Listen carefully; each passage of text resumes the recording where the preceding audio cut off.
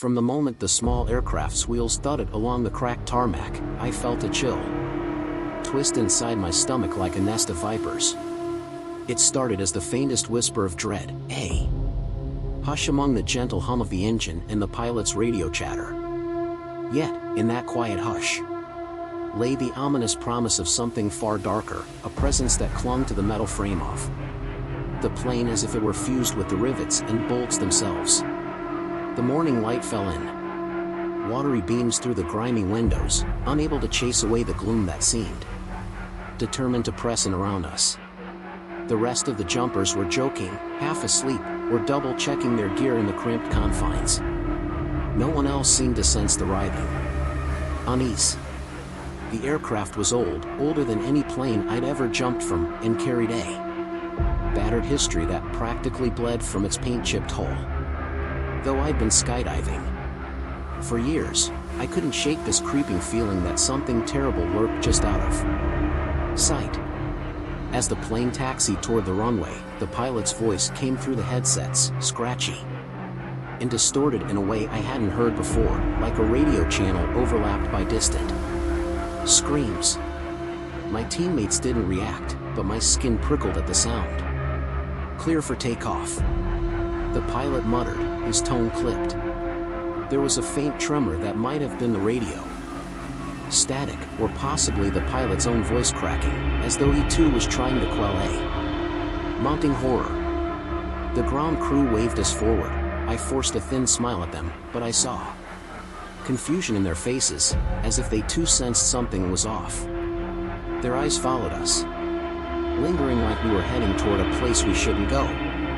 As the plane lurched forward, an unearthly moan reverberated through the fuselage. It might have been the metal flexing, or the wind brushing against a loose panel, but it sounded almost organic, a long, pained sigh echoing through the craft's belly. My heart hammered. To distract myself, I checked my harness with trembling fingers and tried to steady my breath. My fellow jumper, Bryce, was busy fussing with a camera mount near the pilot's seat, occasionally glancing over at me. He gave me a questioning look, but I only shrugged, not trusting my voice. I didn't want to set everyone on edge with my sudden apprehension. Yet, with every foot of runway we covered, I became increasingly convinced that whatever that moan was, it wasn't the plane's metal alone. Something unseen was greeting us. When we finally took off, the climb felt steeper than usual, each push of the engine accompanied by a high-pitched wail that grated on my nerves. Through the window, I watched the airport and the field shrink away below. My chest seized as the morning sky broadened ahead, tinted by a menacing aura, like the clouds had bruised themselves purple in dread of our ascent.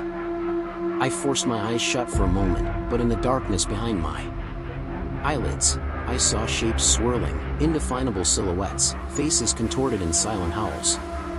Fleeting in the black, I quickly snapped my eyes open again. We soared over rooftops, the plane vibrating with a force that felt unnatural. The pilot's voice once again fuzzed over the radio, fuel levels good. Conditions clear. We should. Then the transmission cut. A frigid wave coursed through me. I was certain, beyond any rational doubt, that I had heard something whisper my name through the headset. I tore off the earpiece, heart pounding, but the voices only intensified in my mind. They were faint, ephemeral, like echoes from another plane that had flown decades ago and never found its way back. My friend Danielle, sitting across from me, hugging her parachute, arched an eyebrow. "You okay?" she mouthed over the roar. I nodded half-heartedly, attempting a reassuring grin.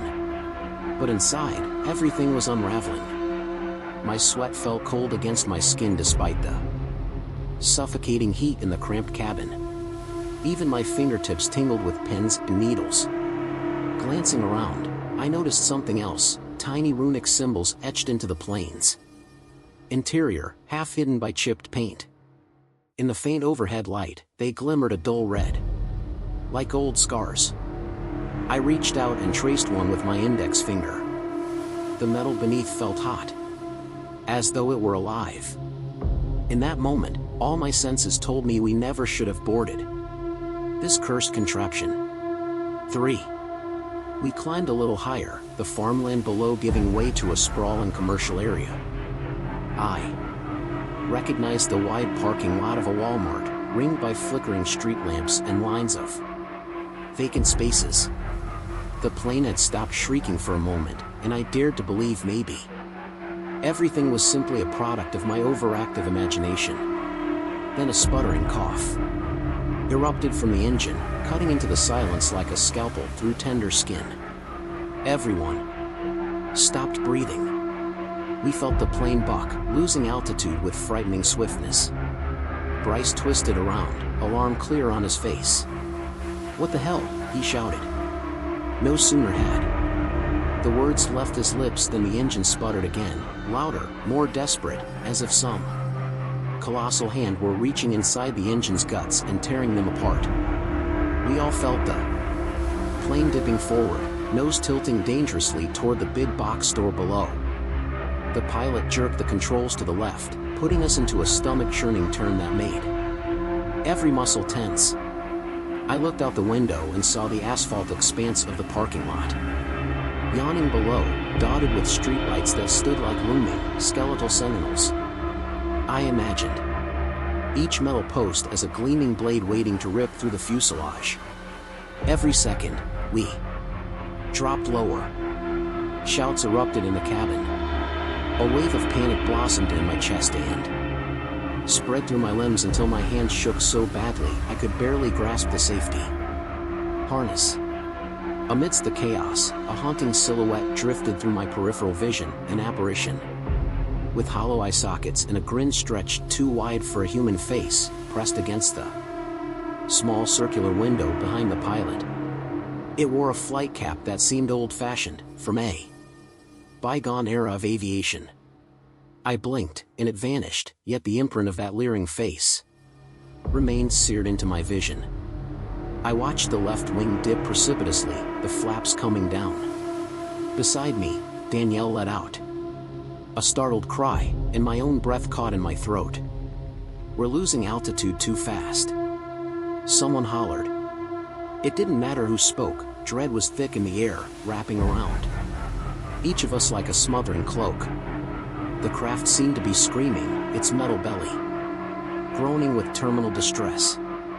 The pilot, sweat slick on his forehead, clenched his jaw, forcing the controls as best he could. We were headed for an abandoned grocery store parking lot now, overshadowed by towering light poles caked with rust and flickering fluorescent lamps. Then, out of nowhere, I heard a disembodied voice echo through the cabin, a crisp female voice, far too calm for the crisis we were in. "All souls on board, prepare for the final descent." There was no female in the cockpit. No one else seemed to notice it, or at least they didn't react. But I heard those words as clearly as if someone were whispering right next to me. A primal terror squeezed my heart, and for a second, my mind reeled as I recalled the runic symbols etched into the plane's interior. Were they some kind of wards, or worse, invitations?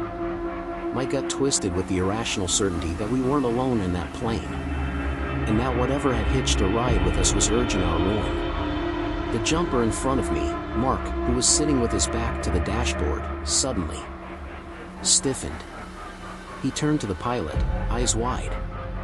"We're done, aren't we?" he asked in a voice trembling with resignation. The pilot, face ashen, gave a curt nod. What lingered in his gaze was something I'd never seen in a cockpit before, raw fear warring with something else. Maybe fatalistic acceptance. Mark swung his head around, swallowing hard. "Brace for impact," he barked. My blood ran cold. This was worse than any freefall gone wrong, worse than a chute malfunction, because it felt like the entire universe had aligned against us. A malevolent force was pulling us down. The plane jerked violently, tossing us in our seats. I tried to get my harness on, fumbling with the buckle, but my hands felt clumsy, as if invisible fingers were prying them away. My helmet rolled across the floor, banging into someone else's foot. With only seconds to spare, I realized I wasn't going to get fully strapped in, so I wrapped one hand around the door frame, bracing my feet against the seat in front of me. I heard a frantic scraping behind me, the tandem instructor in back grabbing the back of my rig, trying to keep us both secure. Time slowed to a syrupy crawl, every heartbeat a thunderclap in my ears. Through the windshield, I saw power lines looming like a spider's web, glinting in the harsh sunlight. I realized we were headed straight for them, the pilot aiming for a small grass lot behind a gas station but unable to pull up. My heart hammered so hard, it felt like it might tear through my chest. When the plane's right wing clipped the power line, it was as if we had hit a steel barrier. The entire fuselage snapped sideways with a deafening screech of rending metal. Sparks erupted in a violent shower, dancing around the windows like feral fireflies. A surge of static electricity coursed through my body, momentarily dazing me. My grip on the door frame slipped, and I tumbled forward, head smashing against the cockpit ceiling. As my vision blurred, I caught sight of flickering shadows weaving through the sparks, shapes that looked human but were twisted, ephemeral, like lost souls swirling around a violent flame. The next instant, an explosion of wood fragments signaled the plane striking a pole. The impact jolted me back, pain flaring through my shoulder. A savage yowl tore from my lips, though I couldn't even hear my own voice over the squeal of metal and the engines dying. Roar. The world erupted into a cyclone of noise and motion. Dimly, I saw the pilot wrestling the controls, face contorted in a maniacal grimace that bordered on inhuman, or rictus grin that parted his lips impossibly wide.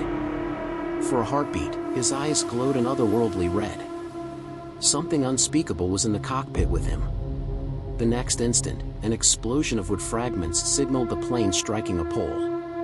The impact jolted me back, pain flaring through my shoulder. A savage yowl tore from my lips, though I couldn't even hear my own voice over the squeal of metal and the engines dying. Roar. The world erupted into a cyclone of noise and motion. Dimly, I saw the pilot wrestling the controls, face contorted in a maniacal grimace that bordered on inhuman, or rictus grin that parted his lips impossibly wide. For a heartbeat, his eyes glowed an otherworldly red. Something unspeakable was in the cockpit with him. For the briefest moment before impact, I sensed multiple presences whispering in unison. Yes, come with us.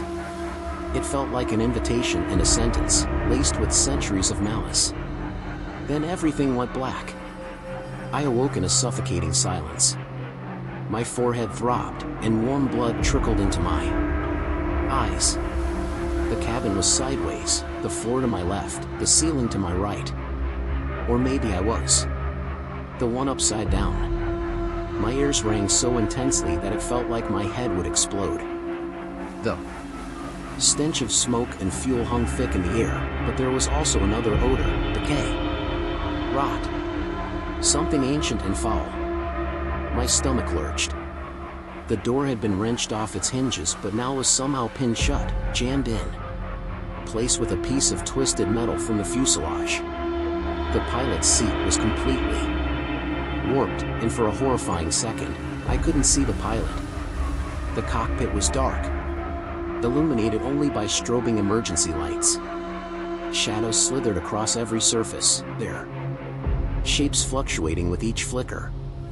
They seemed almost alive, with elongated arms and contorted faces, echoes of the invisible watchers who'd accompanied us on our doomed flight.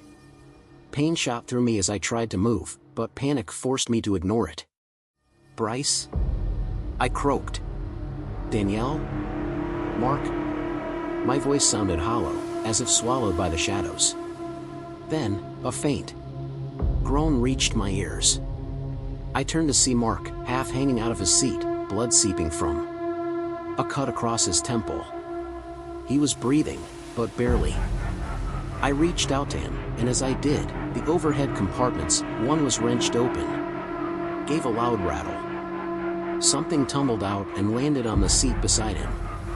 At first, I thought it was a backpack. Then I realized it was a small, weathered flight bag with old patches from decades past, embroidered with names I didn't recognize. It looked far older than the plane itself, battered and covered in stains. I hadn't seen that bag before. Nobody had brought it on board. How had it gotten there? Desperate to escape, I fumbled around for an exit. That's when a deep moan reverberated through the fuselage, reminiscent of that horrifying sound we heard earlier, but far more intense, almost a death rattle. The walls seemed to expand and contract, as though the wreckage was breathing. Terror spiked in my veins, but I forced myself to keep moving. If there was fuel leaking, the slightest spark might end us in a ball of fire. Struggling to my feet, I found the door partially jammed, but with a gap that looked big enough to squeeze through. Through that gap, I could see outside, asphalt streaked with deep gouges, splinters of wood from the power pole, and shards of twisted metal. A short distance away, I saw that same old flight cap from the vision pressed against the pavement. It flitted across my line of sight before vanishing into thin air. Behind me, I heard Mark stir. "Help me," he rasped. Heart pounding, I stepped toward him, ignoring the shrill protest of my injured shoulder. We were still inside the belly of the crash, and we had to get out before it went up in flames. The stench of fuel was overwhelming, and small puddles shimmered across the shattered cockpit glass. As I reached him, a figure moved at the periphery of my vision, sliding through the wreckage. I spun, hair standing on end, but the figure was gone, leaving only a patch of cold air in its wake. My breath fogged as though I'd stepped into a meat locker. I blinked rapidly, convinced I was hallucinating from adrenaline and shock. But some deeper part of me knew I wasn't. We were not alone. 9. With a grunt, I hooked my arms under Mark's shoulders and hauled him toward the door. He whimpered, eyelids fluttering in pain. I felt a sudden tremor beneath my feet, like a heartbeat pulsing through the plane's skeleton. The metal floor quivered, and from behind the cockpit console, I heard a low scraping noise, as if something was dragging itself along the floor. My scalp prickled. "Move, move," I urged Mark, though my own knees wobbled dangerously. We reached the gap in the door, and I shoved him through first, his body dropping onto the asphalt outside. With a dull thud, I paused to catch my breath. My hands were slick with blood, whether mine or Mark's, I couldn't tell. A whisper caressed my ear, "Don't leave us." It was a child's voice, quavering with a sadness that tore at my insides. I jerked around, scanning the cabin. In the strobing emergency light, I saw something crouched in a corner, a small boy, maybe 10, wearing tattered clothes from an era long gone. His eyes were pits of darkness, tears of black ichor carving paths down his pale cheeks. He lifted a hand, beckoning me closer. My entire body seized up in terror. Then, with a crackling snap of electricity from a severed wire, the image blinked out like a broken TV signal. Every instinct screamed at me to flee. I slid out of the plane, dropping next to Mark in the thick puddle of gasoline. Panic seized me anew as I realized how precarious everything was. One spark from severed wiring, and the entire area could become an inferno. Overhead, the power lines we'd shared hissed and sparked. I forced myself to stand, ignoring the throbbing in my ankle. We had to get away, fast. Outside, nightmarish chaos surrounded us. The grass by the gas station was torn up, metal fragments scattered everywhere. The other jumpers were reeling around, some collapsed on the ground, others stumbling.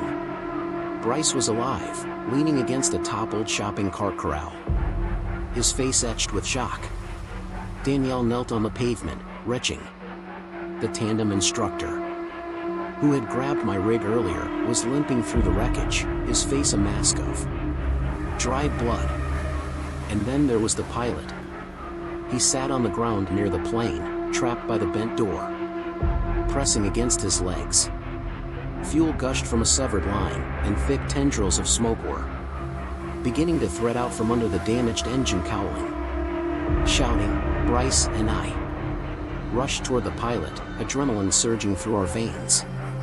We managed to pry the door, enough for him to wriggle out. The moment he was free, we tried to drag him away from the plane, but he shrugged us off with a detached calm that froze my blood. And then there was the pilot. He sat on the ground near the plane, trapped by the bent door, pressing against his legs. Fuel gushed from a severed line, and thick tendrils of smoke were beginning to thread out from under the damaged engine cowling. Shouting, Bryce and I rushed toward the pilot, adrenaline surging through our veins. We managed to pry the door, enough for him to wriggle out. The moment he was free, we tried to drag him away from the plane, but he shrugged us off with a detached calm that froze my blood. Let me be, he said, voice oddly flat. As if in a trance, he turned back toward the wrecked plane, stepping over bits of the twisted wing and shattered propeller. I tried to pull him back, again, terrified we'd all be consumed by flames. But the pilot moved with impossible strength, pushing me aside effortlessly. He climbed halfway back into the broken fuselage. Without a second glance, rummaging for something inside, a hat and a few weathered documents. My mind flashed back to that old flight bag, the strange markings on the interior. I half expected him to brandish some cursed artifact. When he emerged, his face was expressionless, more akin to a doll's than a living human. He walked past us like a man possessed, hugging his battered cap and documents as though they were priceless. 11. By some miracle, the wreck didn't burst into a fiery inferno, although we fully expected it to. A hush fell, broken only by the crackle of electricity from overhead lines and the drip of fuel on asphalt. The faint clang of debris shifting in the breeze echoed across the lot. It was the calm after the storm, but it felt more ominous than any chaos we had just survived. Weakly, we gathered around the pilot, who hadn't spoken another word. Each of us was battered, bruised, but alive. Relief should have washed over us, but there was a profound unease that no one could shake. It was as if the plane had spat us out unwillingly, but something else, something malevolent, still lingered. We kept glancing over our shoulders, expecting to see that spectral boy or the shadow of the ancient pilot's cap. Is everyone accounted for? Danielle asked, voice trembling. We counted heads. All jumpers were present. The tandem instructor stood a few feet away, panting. Mark was on the ground, half conscious but stable. Yet no one felt truly safe. An intangible dread clung to us, permeating the air like a toxic fume. That's impossible, Bryce murmured, staring at the plane's broken shape. We all survived. But the relief in his voice was overshadowed by confusion. He, too, felt something was amiss. Even in the brightest daylight, our surroundings seemed cloaked in unnatural twilight, as though a cosmic curtain had fallen, severing us from the normal world. Eventually, emergency vehicles arrived, sirens wailing, red and blue lights slicing through the twilight haze. Paramedics rushed to treat us, and firefighters sprayed foam around the plane to prevent the worst from happening.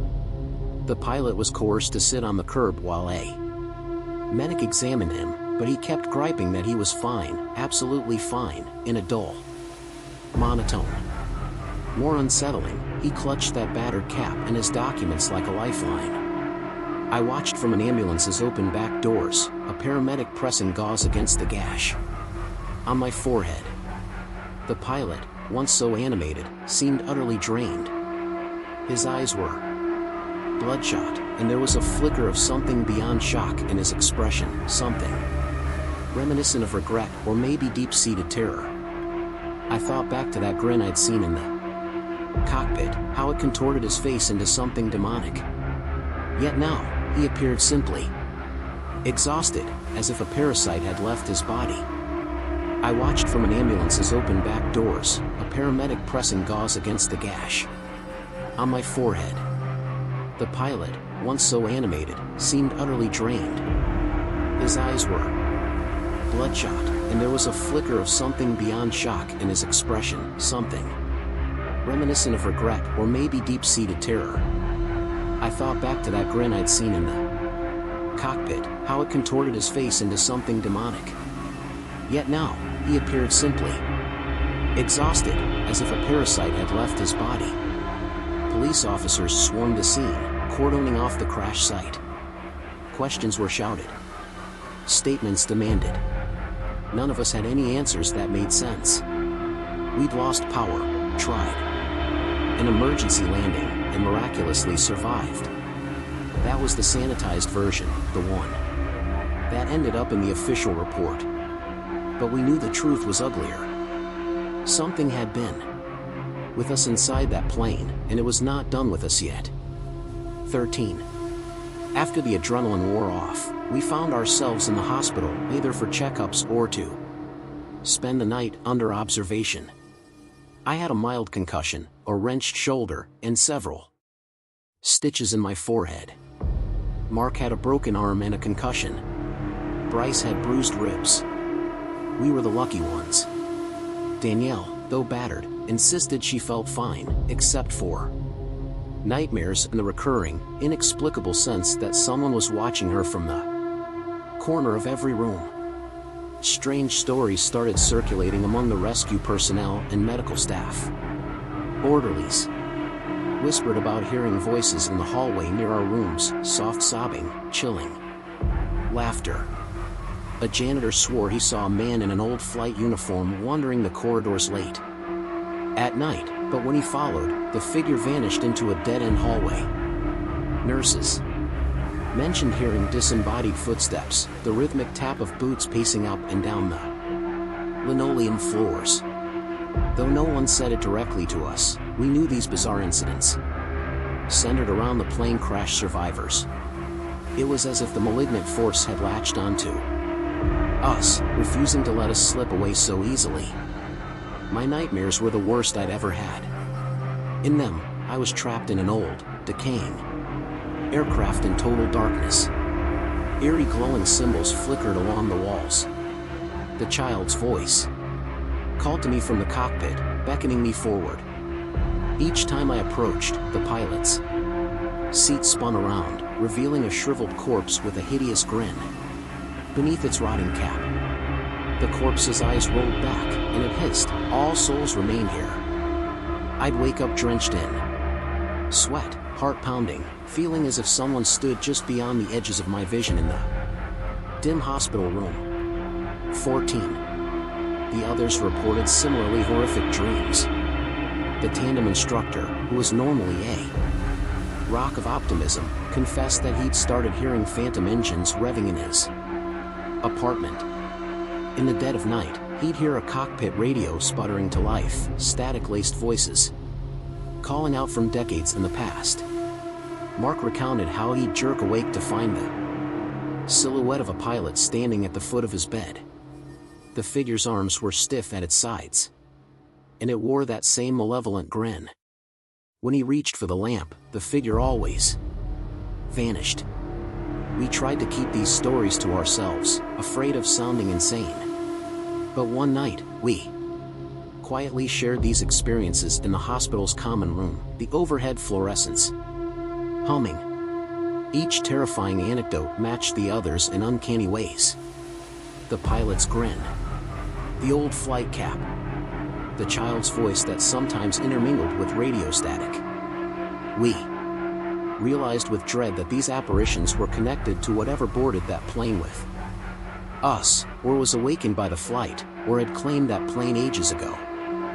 We tried to keep these stories to ourselves, afraid of sounding insane.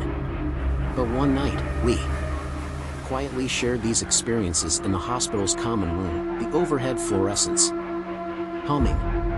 Each terrifying anecdote matched the others in uncanny ways. The pilot's grin, the old flight cap, the child's voice that sometimes intermingled with radio static. We realized with dread that these apparitions were connected to whatever boarded that plane with us, or was awakened by the flight, or had claimed that plane ages ago. Still, the official investigation pressed on. The final, mundane explanation settled on engine failure, poor maintenance. No mention of ghosts. No mention of curses. And so, eventually, we were cleared to go home, each of us returning to our respective lives, haunted, yes, but physically in one piece. 15. The drop zone itself closed, overshadowed by lawsuits, insurance liabilities, and the horrifying rumor mill that swirled around the crash. For a time, life took on an unsettling new normal. I stopped skydiving, unwilling to risk stepping back into a plane anytime soon. Nightmares continued to plague me. Sometimes, I'd pass an airport, hear a plane overhead, and nearly have a panic attack. Danielle confessed she couldn't even watch a plane commercial without trembling. Mark started therapy for PTSD, though I doubted talking about it would banish the specters. Months bled into a year. The memory of that day remained a festering wound in my mind, never scabbing over enough to heal. Then, out of nowhere, news circulated: the drop zone had been purchased by new owners. They were renovating the hangar, bringing in a brand new plane, rebranding the operation. With the new year came new marketing campaigns, offering discounts on tandem jumps, advanced training, the works. Some of my old friends in the skydiving community began coaxing me to return. It'll be good for you, they insisted. Face your fears. But it wasn't just fear that held me back. It was the sense that if I jumped again, that old presence might re-emerge, hungry to finish what it started. Still, a part of me missed the free fall, the rush of adrenaline, the sense of freedom. Torn, I kept my distance, until the nightmares started to shift. Instead of seeing the pilot's twisted grin, I began seeing glimpses of the drop zone's new plane, pristine white, with fresh logos, soared by ghostly figures in old flight suits. They beckoned to me, silently, urging me to come back. Eventually, curiosity or perhaps destiny drew me back. The day I first set foot on the newly reopened drop zone, I was hit with a wave of déjà vu so powerful that I nearly threw up. The place looked different: painted walls, new signage, refurbished gear shop, but the bones were the same. The runway, the hangar doors, the staff bustling about. I could practically see the imprint of where we'd taken off in that cursed plane. The wind blowing across the field carried a whisper of memory, a reminder of the day we cheated death, or had it let us go. Danielle showed up too. We locked eyes across the lobby, exchanging a silent understanding. She was still pale, her posture guarded, but there was steel in her gaze. We had both come back for reasons neither of us could fully articulate, maybe closure, maybe defiance. The new owners introduced themselves, beaming with forced enthusiasm. They guided us around the shiny new aircraft, a King Air, showing off its capabilities. Faster climbs, more reliable engine, they boasted.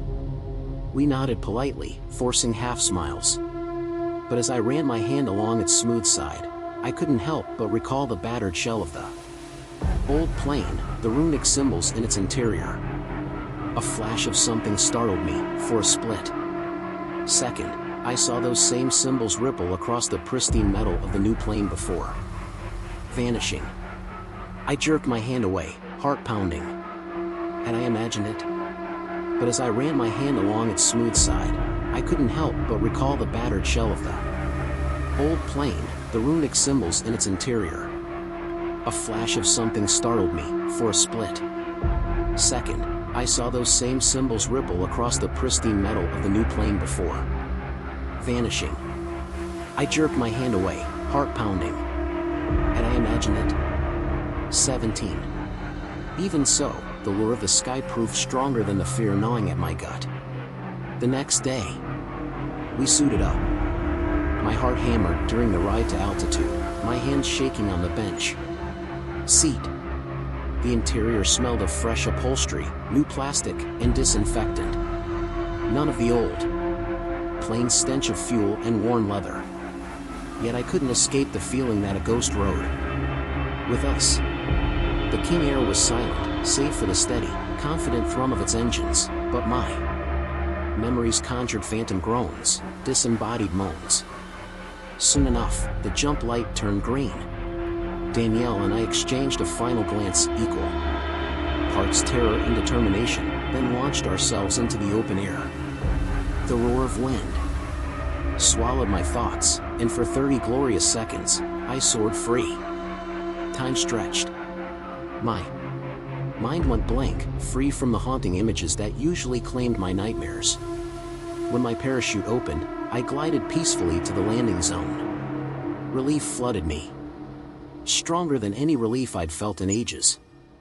I collapsed onto the grass, adrenaline coursing through my veins, tears burning my eyes. I had done it. I had returned to the sky and lived to tell the tale. For a few weeks, it felt like maybe I had exorcised the demon that latched onto me. 18. But the nightmares returned with a vengeance. They came more vivid, more intrusive. I saw the old plane again, half buried in a dark swamp, its cockpit light flickering with ghostly phosphorescence. The pilot always sat there, rotting grin unwavering, but he was no longer alone. The child was there, and the shadowy figures from my hospital visions. They beckoned, leading me around the wreck to the runic inscriptions. I'd stand before them, powerless, while unearthly voices chanted. Then I'd wake gasping for breath, convinced that if I'd stayed in the dream a moment longer, I would have died in my sleep. Shortly after my nightmares resumed, I started noticing changes at the new drop zone. Gear would go missing, only to reappear stashed in the shadows of the hangar. Pilots and instructors whispered among themselves about malfunctioning instruments, unusual engine hiccups.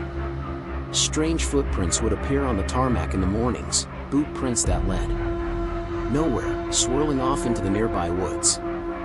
Rumors circulated about hearing faint crying near the fueling station late at night, or seeing the silhouette of a child on the runway's edge, only for it to vanish into the darkness. It was déjà vu all over again. And it was intensifying. 19. One early evening, as the sun dipped low and drenched the horizon in blood-orange light, the manager of the drop zone came to me with a concerned expression.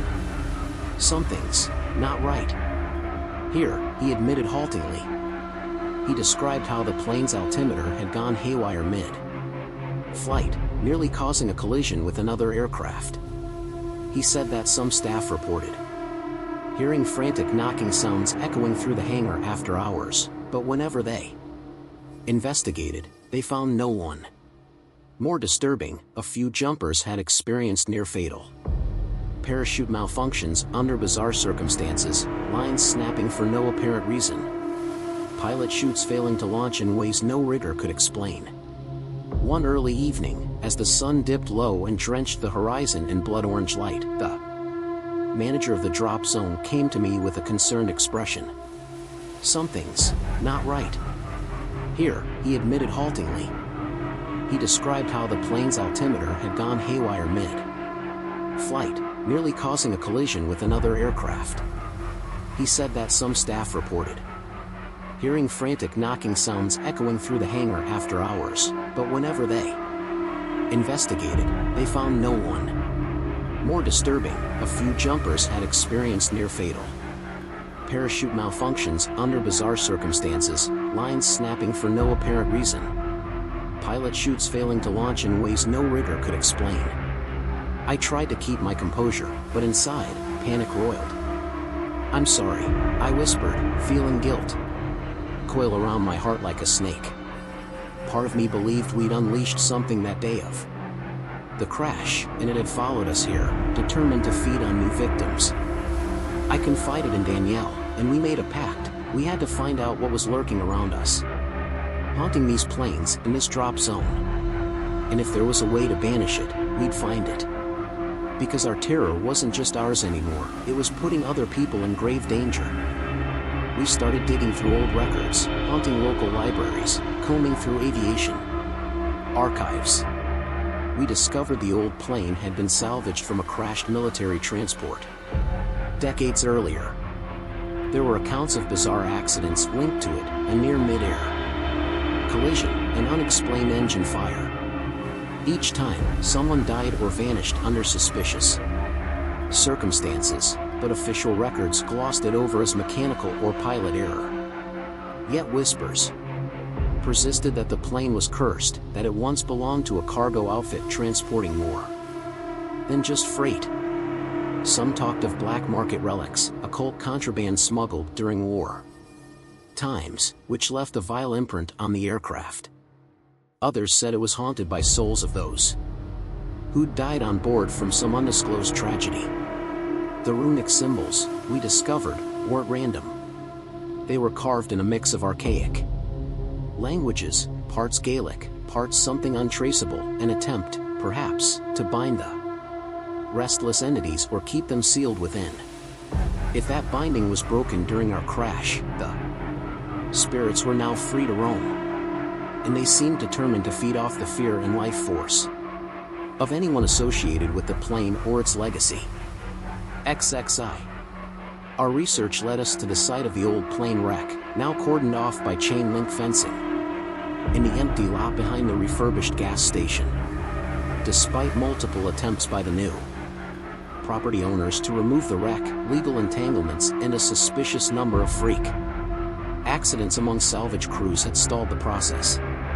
So, the planes remained still rotted in that abandoned lot, blackened by time and twisted beyond recognition. One moonless night, we trespassed onto the property. Armed with flashlights and a trembling determination, we tiptoed through the darkness, hearts in our throats. The fences groaned in the wind, and broken asphalt crunched underfoot. A feral cat screeched in the distance, making me jump. But we pressed on, guided by the sliver of memory from that hellish day. Finally, we reached the wreck. It was even more horrific than in my nightmares. Rust and decay painted the fuselage in sickly oranges and reds.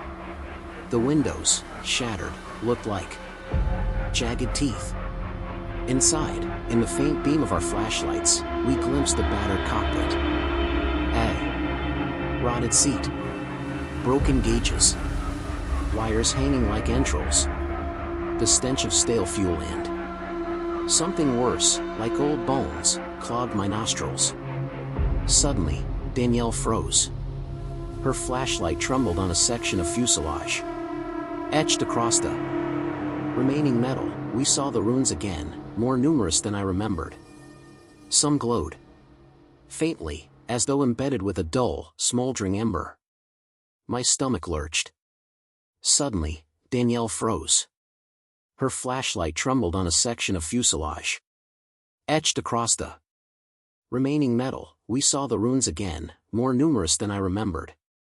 Some glowed faintly, as though embedded with a dull, smoldering ember. My stomach lurched. XXII. We stepped inside the plane, stepping over twisted debris, ignoring every instinct that screamed to run. Danielle's knuckles whitened as she gripped her flashlight. Mine felt cold and clammy in my hand, as though I held a corpse's arm. The deeper we went, the stronger. The sense of being watched grew. Our breath plumed in the cold air, though it was a muggy summer night outside. In the hush, I heard a faint, rhythmic thumping, a heartbeat, emanating from within the aircraft's remains. We found the battered flight bag sitting against the remains of a scorched seat. How it got there again, I couldn't say. I picked it up, hands shaking. The bag felt heavy, far heavier than it looked. I dared to open it, shining my flashlight inside. My mind reeled. Inside were more documents, black and white photos of ancient runic inscriptions, newspaper clippings, reporting vanishings, accidents, fatalities. And at the bottom, something wrapped and stained. Burlap. When I unwrapped it, I saw a chunk of what looked like petrified wood carved with the same runes. It practically pulsed with malevolent energy. A whispery presence loomed behind me. I felt the hairs on my neck stand on end. Slowly, I turned. There, in the cockpit's gloom, stood the silhouette of a figure, tall, wearing that old-time pilot's cap. His eyes bored into mine, though they were nothing but voids. His mouth twisted into that grotesque grin. My heart hammered so violently, I thought I might faint. Exi. Danielle stifled a scream as she pointed her flashlight directly at the figure, but it flickered and died. Total darkness swallowed us. In the pitch black, I heard Danielle's ragged breathing, mingling with my own. Then the voice came, not from the figure, but all around us, reverberating like distant thunder. All souls remain here. Something ice-cold brushed my arm, sending an electric jolt up my spine. The presence pressed in on us, suffocating, as if countless spirits circled, each with its own brand of torment. I felt weightless, as if teetering on a threshold between this world and some unholy domain. My mind shrieked that this plane was a gateway, held shut by those runes. But they were weakening, undone by the crash. Now the door stood ajar, allowing a flood of restless souls to spill forth, craving release or destruction. Desperate, I held up the petrified wood carving, fumbling to recall any lines from the old texts we'd read. Danielle joined, a trembling hand on my shoulder. We mumbled half-remembered incantations, mixing Gaelic with broken Latin phrases we'd scrawled in a notebook. Our voices quavered, uncertain. But as we spoke, a dim glow stirred from the runes on the carving. The oppressive darkness hissed, pulling away from us and writhing tendrils. A furious wail filled the fuselage, rattling the metal around us. The silhouette of the pilot reeled back, screaming in silent rage, his form flickering like a dying flame. He stretched out a hand, as though to snatch the carving from me, but a barrier of pale light flared. In that white-hot moment, the pilot's image crumbled, splitting into a swarm of lesser shapes. Nightmare silhouettes swirling like a tornado. Then, as suddenly as it began, the onslaught ceased. A furious wail filled the fuselage, rattling the metal around us. The silhouette of the pilot reeled back, screaming in silent rage, his form flickering like a dying flame. He stretched out a hand, as though to snatch the carving from me, but a barrier of pale light flared. In that white-hot moment, the pilot's image crumbled, splitting into a swarm of lesser shapes. Nightmare silhouettes swirling like a tornado. Then, as suddenly as it began, the onslaught ceased. In the end, the plane crash changed us. It scarred our bodies and our psyches, leaving us haunted, but it also forged a resilience, a determination to value life in each fleeting moment. After 16 months, I returned to the sky and discovered something unexpected, the love of the freefall was still there, untainted by the horrors. If anything, the terror we faced deepened. My appreciation for the exhilarating embrace of the wind.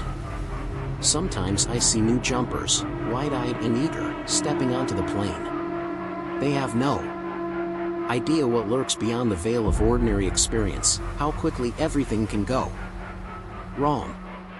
I want to warn them, but I don't. Some lessons you can't truly learn secondhand. They'll have their own brushes with fear, though hopefully never as dire as ours.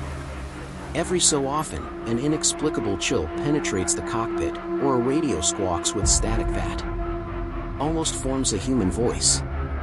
In those fleeting moments, I remember everything.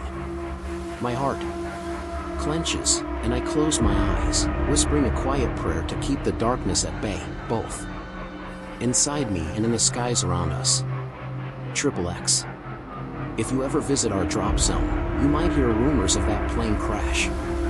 They say it was a miracle no one died. They say the pilot walked away without a single broken bone. They say the old plane was cursed, though they'll laugh it off with a nervous chuckle.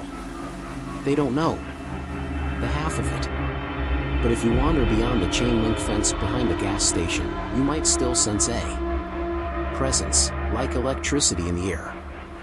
You might hear a faint engine drone when the wind picks up, or see a flicker of movement in your peripheral vision, a small child, a tall pilot, an entire chorus of lost souls. If you wait until twilight, you might catch the flicker of runes glowing beneath the asphalt, the last remnants of an ancient seal. And if you're truly unfortunate, you might hear a whisper, soft as a dying breeze, chilling as a graveyard wind, inviting you to take one final flight. But if you wander beyond the chain link fence behind the gas station, you might still sense a presence, like electricity in the air. You might hear a faint engine drone when the wind picks up, or see a flicker of movement in your peripheral vision, a small child, a tall pilot, an entire chorus of lost souls. If you wait until twilight, you might catch the flicker of runes glowing beneath the asphalt, the last remnants of an ancient seal. And if you're truly unfortunate, you might hear a whisper, soft as a dying breeze, chilling as a graveyard wind, inviting you to take one final flight. For us, the living, we continue our jumps, forging ahead with an unspoken pact: never forget what we saw and felt that day. The curse has left its mark, but we've learned to balance on the edge of terror and wonder. Each time I leap from a plane, I step through that door, free-falling toward the earth, feeling the wind whip past. And each time, I carry a piece of that haunting with me. Because some ghosts never leave. They simply learn to coexist, dwelling in the shadowed corners of memory, waiting for a moment of weakness or the next unsuspecting soul to breach the veil. And as my parachute deploys, snapping me back from the jaws of oblivion, I remind myself that nightmares can be survived, but they can never be fully escaped.